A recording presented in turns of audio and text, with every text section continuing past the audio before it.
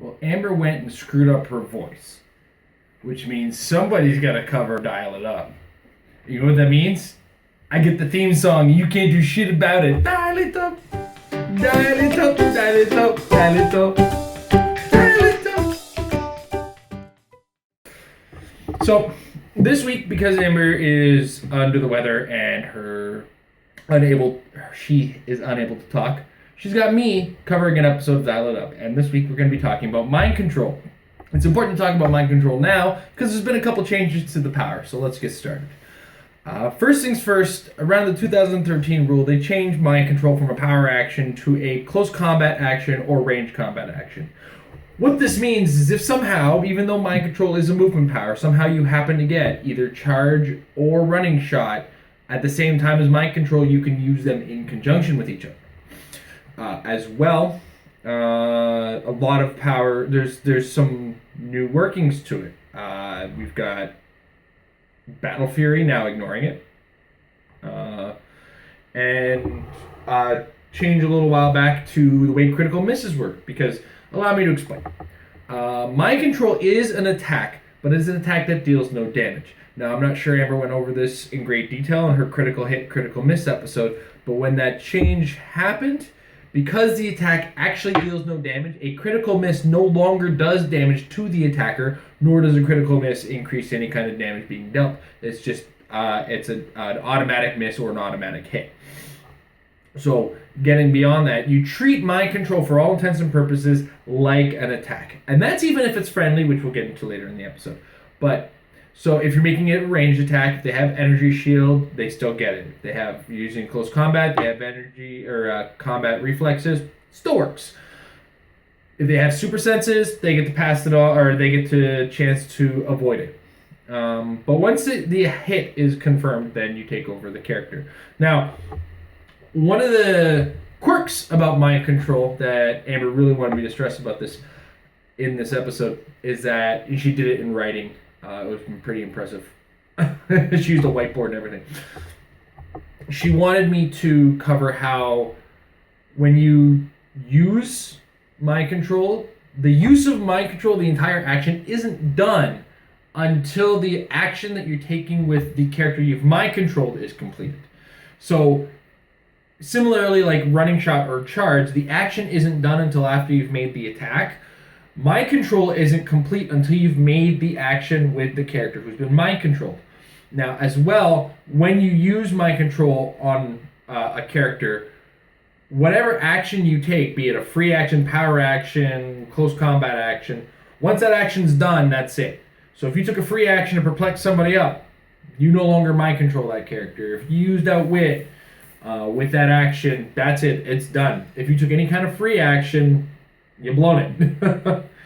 That said, one of the big changes that recently occurred was a rules change that was pertaining to...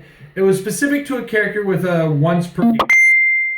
So what ended up happening is I forgot to turn off my notifications on my phone.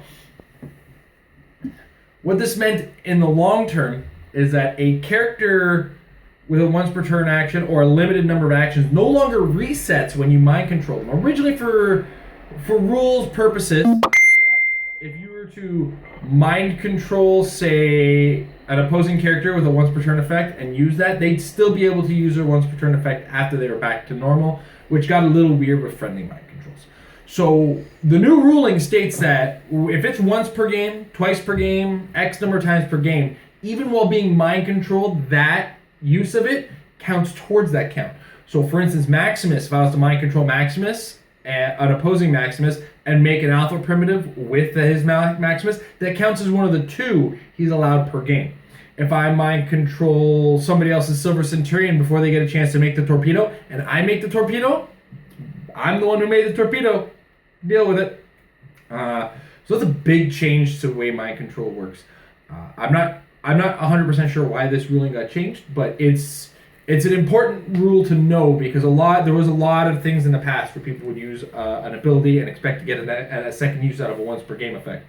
So now, what I want to get into next is, of course, friendly mind control and the way that works. Now, friendly mind control it works just like an opposing mind control. So if you have to do it at range and that character has energy shield, you're stuck with that energy shield. I do believe there are some optional powers such as super senses and shape change that you can go, I don't want to roll it. So you get lucky in that sense. But combat reflexes, energy shield, they will trigger.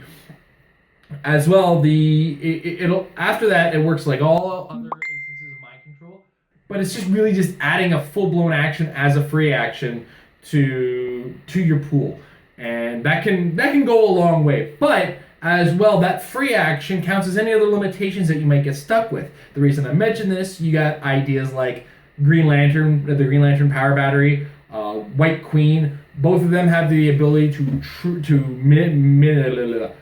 minimize the number of free actions a single character can take in a single turn. So the free action taken by the mind control would count towards that limitation. And so you've now taken a free action with that character as an action, and then they are no longer able to take another free action after that fact.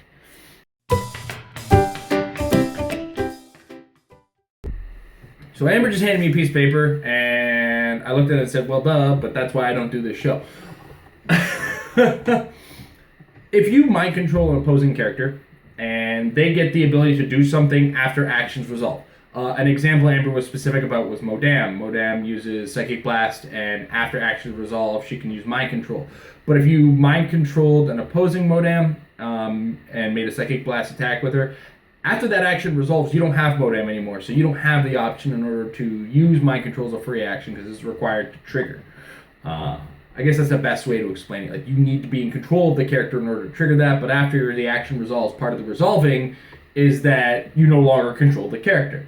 Of course, this is different if, say, you did it with a friendly. So if somehow I found a way to friendly mind control Modam, make a Psychic Blast, then the ability would trigger to be able to use the mind control, and then I still have all taken this all as free actions. So I went with strategy in that as well. Look at that. See? Amber's just like, stop doing that. Amber's just giving me this look like, no. And she's screaming right now. You should hear it. You hear it? Yeah, she's screaming. I didn't think so. This is why I'm doing the episode this week. I don't know. Is there anything else I have to cover? No? All right. I covered it well enough, I guess. Amber's probably very angry at how much editing she has to do with this video right now. In the meantime, guys, was this week's episode of Dial It Up. I am sorry that you had my ugly face in order to teach you the rules. The beautiful Miss Amber should be back next week for her regularly scheduled episode of Dial It Up.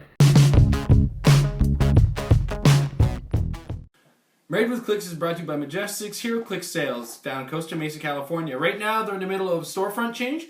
In the meantime, don't forget to check out their eBay store. If you check the link down below, they always have great Heroclix stuff at fantastic prices, and they'll ship just about anywhere.